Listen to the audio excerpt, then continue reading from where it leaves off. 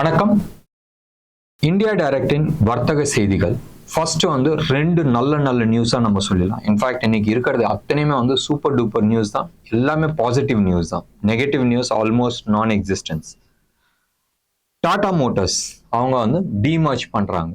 அவங்க டீமர்ஜ்ன்றது இவ்வளோ நாள் ஈவின்னு சொல்லிட்டு இருந்தாங்க. அது பண்ணல. பேசஞ்சர் வெஹிக்கிளும் கமர்ஷியல் வெஹிக்கிளையும் வந்து பிரிச்சிடுறாங்க. அதாவது இந்த ட்ரக்கு பஸ்ஸு அதெல்லாம் இருக்குல்ல, அதை தனியாகவும் இந்த சைடு வந்து நம்ம கார்லாம் இருக்குல்ல, காரு ஈவி ஜேஎல்ஆர் ரைட், யூகேயோட பிஸ்னஸ், அதுதான் வந்து பயங்கரமாக காசு கொடுக்குற பிஸ்னஸ்.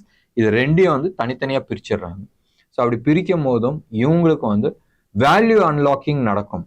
அடுத்த ஸ்டேஜில் என்ன நடக்கும், டாடா மோட்டார்ஸோட இவி பிஸ்னஸை மட்டும் தனியாக பிரிப்பாங்க. ஸோ அது அகெயின் ஒரு வேல்யூ அடிஷன்ஸ் வரும். அது ஏற்கனவே வந்து close to about $9 to 10 billion கம்பெனியோட மதிப்பு இருக்குன்றது சொல்லியிருக்கிறாங்க. இது வந்து டாடா மோட்டார்ஸோட கரண்ட் வேல்யூல வந்து அடுத்த லெவலுக்கு எடுத்துட்டு போறது வந்து ஒரு அட்வான்டேஜ். 1000 ரூபா ஆயிடுச்சுல, அது பிரிச்சா தானே உங்களுக்கு வந்து அகெயின் ஃபர்தரா அப்சைடு போறதுக்கான சான்சஸ் இருக்கும். அந்த வேலை தான் நடந்துட்டு இருக்கு. அடுத்தது நம்ம மார்கன் ஸ்டான்லி அவர் வந்து எல்என்டி வந்து பயங்கர புல்லிஷா இருக்குன்ற மாதிரி சொல்லியிருக்கிறாங்க. காரணம் அவங்களோட கன்ஸ்ட்ரக்ஷன் ஆக்டிவிட்டின்றது ஒன்று. ஏற்கனவே வந்து உங்களுக்கு தெரியும், மிடில் ஈஸ்ட்ல மெயினா வந்து சவுதி அரேபியாவில் வந்து பெரிய லெவல்ல வந்து எல்என்டி வந்து ப்ராஜெக்ட்ஸ் எடுத்து பண்ணிட்டு இருக்காங்க. இப்போ இதுக்கு அடுத்தபடியா இந்தியாலையும் பெரிய லெவல்ல வந்து ரியல் எஸ்டேட் ஆகட்டும் இல்லை இன்ஃப்ராஸ்ட்ரக்சர் ஆகட்டும், இதுல எல்லாத்துலயுமே வந்து எல்என்டி இல்லாத ஊரே இருக்காது. அது மாதிரி ஒரு ஆக்டிவிட்டிஸ். பெரிய ஆளு லார்ஜ் ஸ்கேல் பிஸ்னஸ் பண்ண முடியும், எக்ஸ்பர்டீஸ் இருக்கு. இதெல்லாம் காரணம் இல்லப்பா, அவங்க ஹைட்ரஜன் இருக்குல்ல, ஏற்கனவே அதானி தான் வந்து நம்ம பேசிட்டு இருந்தோம். அண்ட் அம்பானி குரூப்பும் அதாவது ரிலையன்ஸ் வந்து இது பண்ணிட்டு இருக்காங்க. எலக்ட்ரோலிசஸ், இந்த சைடு பாசிட்டிவ் இந்த சைடு நெகட்டிவ் விட்டு தண்ணிக்குள்ள பவரை கொடுத்து அதுல வந்து வந்துச்சுன்னா என்ன வரும், ஆக்சிஜன் அண்ட் ஹைட்ரஜன் வரும். இந்த ஹைட்ரஜனை வந்து ஃபியூவலா நம்ம யூஸ் பண்ணலாம். அது எந்த ஃபியூவல்னாலும் யூஸ் பண்ணலாம். பேசஞ்சர் வெஹிக்கிளுக்கு ஆகட்டும், இல்லை ட்ரெயினுக்கு ஆகட்டும், பிளெயினுக்கு ஆகட்டும், இல்லை ஸ்டீல் ஃபேக்டரி ஆகட்டும், இல்லை எதுக்காகனாலும் இருக்கட்டுமே, அதுக்கு வந்து நம்ம யூஸ் பண்ண முடியும். இந்த பிஸ்னஸ்ல வந்து அவங்க எலக்ட்ரோலிசஸ் செட் பண்ணியிருக்கிறாங்க. அது கமர்ஷியல் ப்ரொடக்ஷன் ஆரம்பிக்க போகுது. அது வந்துச்சுன்னு சொன்னால் எல்என்டியை கையில பிடிக்க முடியாதுன்னு சொல்லி ஒரு ரீசன்ஸ் கொடுத்துருக்குறாங்க. இது வந்து 12% அப்சைடு மூவ் இருக்கிறதுக்கான வாய்ப்புகள் இருக்குன்றது அவங்க சொல்லியிருக்கிறாங்க. இதுக்கு அடுத்தபடியா நம்ம ஏசி, வெயில் காலம்ல ஏற்கனவே 2 நாளா புலம்பிட்டு இருக்கேன். மார்ச் மாசம் 1ஆம் தேதி அடிக்கிற வெயில வந்து தாங்க முடியலன்றது. Blue Star almost 100 models right, ஒரு பெரிய ரேஞ்ச் வந்து எடுத்துட்டு வந்திருக்கிறாங்க. ஹேவல்ஸ்க்கும் வோல்டாஸ்க்கும் வந்து காம்படிஷனா இந்த 100 மாடல்ஸ் வந்து டிஃப்ரெண்ட் ரேஞ்சுக்கு வந்து சப்போர்ட் பண்ற மாதிரி வந்து எடுத்துட்டு வந்திருக்கிறாங்க. செம்ம நியூஸ். ப்ளூ ஸ்டாரோட சார்ட் நீங்க பாருங்க, உங்களுக்கு தெரியும். பிஹெச்எல் நான் வந்து ஏற்கனவே வந்து சொன்னேன், சம்வேர் இன் பிப்ரவரியில வந்து இதே யூடியூப்ல வந்து நான் பிஹெச்எல் பத்தி நான் வந்து சொல்லியிருந்தேன், அப்சைட் டார்கெட் பெருசா இருக்குன்றது. இன்னைக்கு மட்டுமே வந்து 14% வந்து அப் ஆயிருக்கு.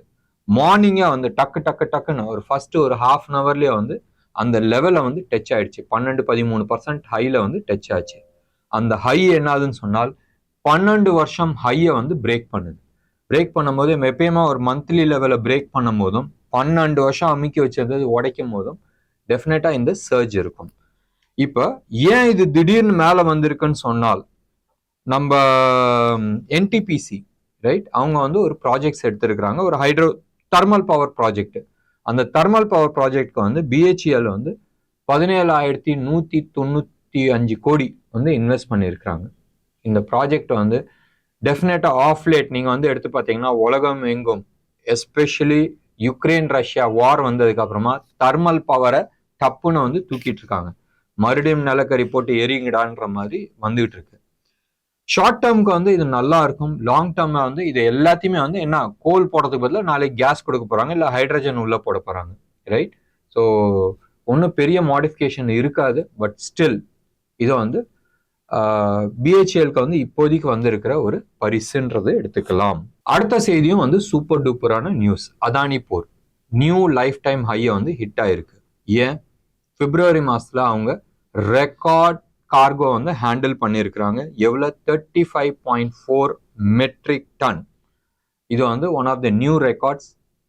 டெஃபினட்டா வந்து அதானி போர்ட் மேல போகியே ஆகணும். அடுத்தது வந்து மோடி, நம்ம மோடி இல்லப்பா, நான் சொல்றது வந்து ரேட்டிங் ஏஜென்சி. அவங்க வந்து இந்தியாவோட growth வந்து நிறைய விஷயத்தினால இருக்கும்.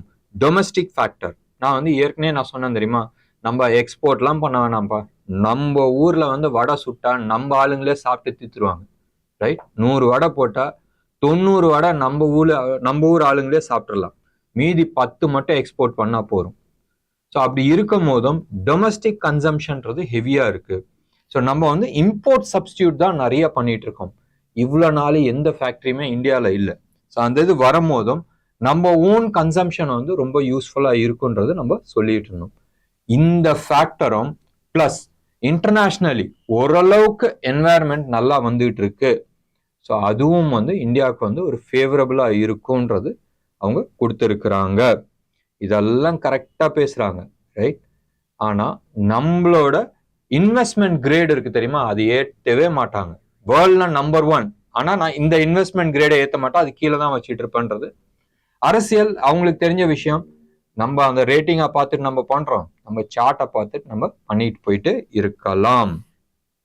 அடுத்தது நம்ம பிஎம் மோடி. அடுத்த ஒரு பல ஆயிரம் கோடி. இன்னைக்கு சென்னையில இருந்தாரு மத்தியானம், ரைட்? காலையில வந்து தெலுங்கானால இருந்து இருக்கிறாரு. 56,000 கோடி, ரைட்? நாளைக்கு வரும் தமிழ்நாட்டில் வந்து இன்னும் எவ்வளவு கோடி இன்வெஸ்ட் பண்றாங்கன்றது.